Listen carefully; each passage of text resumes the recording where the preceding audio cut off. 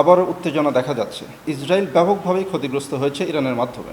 ইরানের নতজানু না হওয়ার যে নীতি, ইরান ইসরায়েল যুদ্ধের 12তম দিনে এসে আমরা দেখতে পাচ্ছি যে যুদ্ধবিরতির একটি প্রস্তাবনা এসেছে এবং উভয় পক্ষই এতে সম্মতি জানিয়েছে বলে আমরা জানতে পেরেছি।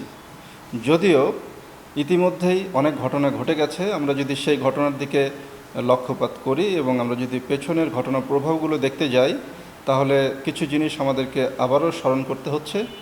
13ই জুন শুরু হয়েছিল এই যুদ্ধ ইসরায়েলের হামলার মাধ্যমে, এবং আজকে এই যুদ্ধের অবসানের যে প্রস্তাবনা এসেছে এবং এটিকে যুদ্ধবিরতির যে কথা বলা হচ্ছে, এখন পর্যন্ত আমরা যতটুকু জানতে পেরেছি উভয় পক্ষ সম্মত হলেও ইতিমধ্যেই আবারও উত্তেজনা দেখা যাচ্ছে। তো এই উত্তেজনার মধ্যেই মার্কিন প্রেসিডেন্ট ডোনাল্ড ট্রাম্প দুই পক্ষকে শান্ত হওয়ার বারবার অনুরোধ করছেন। যদিও এখন পর্যন্ত আমরা জেনেছি ইরানের পক্ষ থেকে 6টি ক্ষেপণাস্ত্র ইসরায়েলের দিকে ছোড়া হয়েছে এবং সেখানে ব্যাপক ক্ষয়ক্ষতি হয়েছে।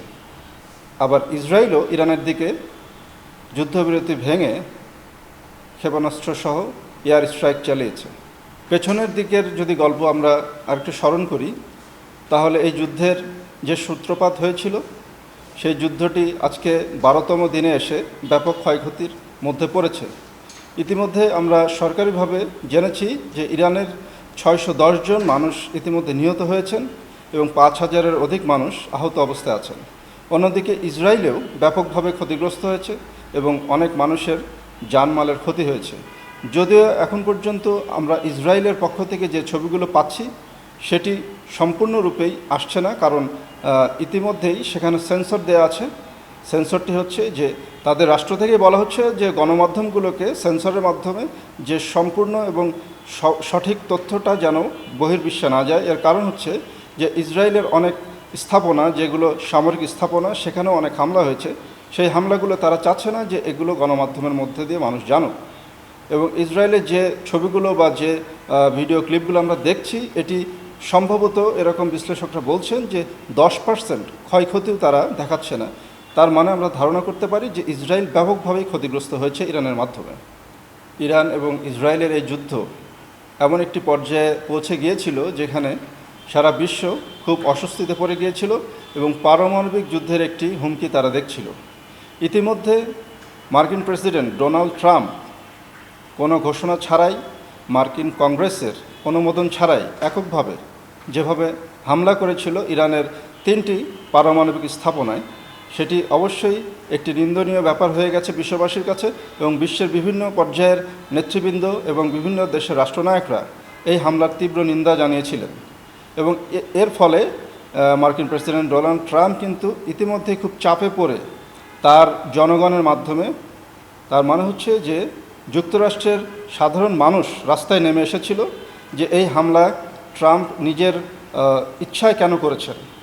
এটি যেহেতু মার্কিন কংগ্রেসের অনুমোদন ছিল না, তারপরে তিনি নিজে স্বপ্রণোদিত হয়ে এই হামলাটি কেন করলেন এবং মার্কিনীদেরকে কেন তিনি এই অস্বস্তিকর পরিবেশের মধ্যে ফেললেন, এই জন্য সেখানে ব্যাপকভাবে বিক্ষোভ সমাবেশ আমরা দেখেছি। এবং এছাড়াও বিশ্বের বিভিন্ন দেশে এই বিক্ষোভ কর্মসূচি চলেছে। ইরানে আমরা দেখেছি লক্ষ লক্ষ মানুষের বিক্ষোভ, সেখানে ইরানের প্রেসিডেন্ট নিজে স্বয়ং উপস্থিত হয়ে এই বিক্ষোভে অংশগ্রহণ করেছিলেন বলে আমরা দেখতে পেয়েছি।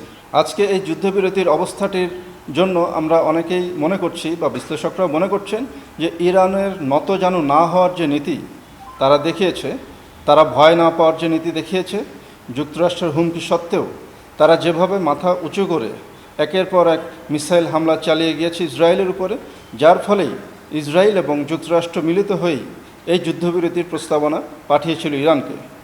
যদিও ইরান প্রথম দিকে এটি সম্মত ছিল না, কিন্তু কাতারের মধ্যস্থতায় সর্বশেষ ইরান এটিতে সম্মত হয়েছে বলে আমরা জেনেছি।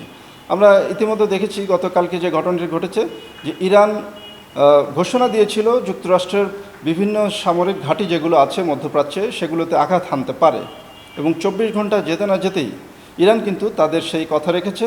এবং বিশ্ববাসী দেখেছে দ্বিতীয় বিশ্বযুদ্ধের পরে ইরান একমাত্র দেশ যারা মার্কিন ঘাঁটিতে হামলা করার সাহস দেখিয়েছে।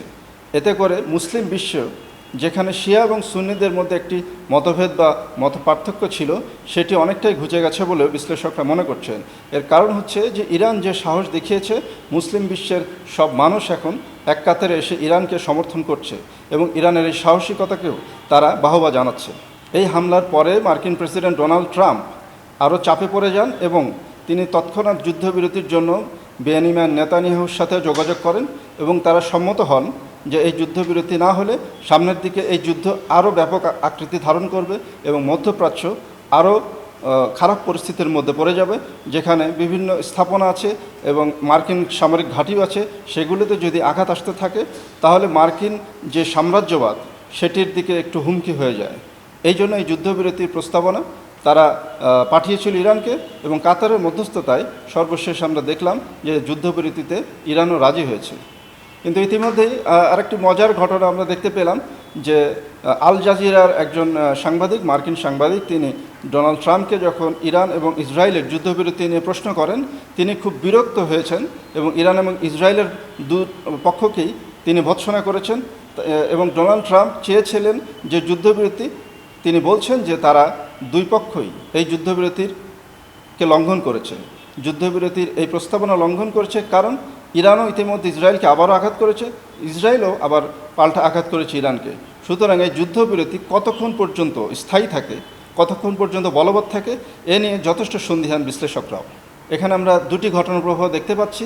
একদিকে ইরানের সর্বোচ্চ ধর্মীয় নেতা আয়াতুল্লাহ আল খামেনির ব্যাপকভাবে জনপ্রিয়তা বৃদ্ধি পেয়েছে তাদের দেশে, অন্যদিকে বেনিয়ামিন নেতানিয়াহুর জনপ্রিয়তা হ্রাস পেয়েছে এবং ইসরায়েলের জনগণ তার বিরুদ্ধে বিক্ষোভে লিপ্ত হয়েছে এবং তারা চাচ্ছে নেতানিয়াহুর সরকার যেন এখন ইস্তফা দেয় এবং তারা যেন এই যুদ্ধ থেকে সরে আসে।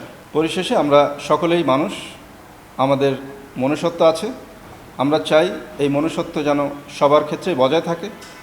মানুষ হয়ে মানুষকে যেন আমরা না মারতে চাই, মানুষে মানুষের ক্ষতি যেন না করতে চাই, বিশ্বের মানুষ শান্তিতে থাক, বিশ্বের মানুষ ভালো থাক, সেই কামনা আমরা সবসময় করি এবং সকল দেশ যেন নিরাপদে থাকে, সকল দেশ যেন তাদের নিরাপদ সহাবস্থান বজায় রাখে, এই আশাবাদ ব্যক্ত করে এবং আগামী দিনের এই পৃথিবী যেন আরও সুন্দর হয় এবং ঝঞ্ঝাটমুক্ত হয়, ঝামেলামুক্ত হয় এবং যুদ্ধবিহীন এই পৃথিবী হয়, সেইটি আমাদের দেখার প্রত্যাশা রেখে আমাদের কথা আমরা এখানেই শেষ করছি। সর্বক্ষণ আমাদের আপডেট পেতে এবং আমাদের নিউজ জানতে আমার বাংলায় চোখ রাখুন।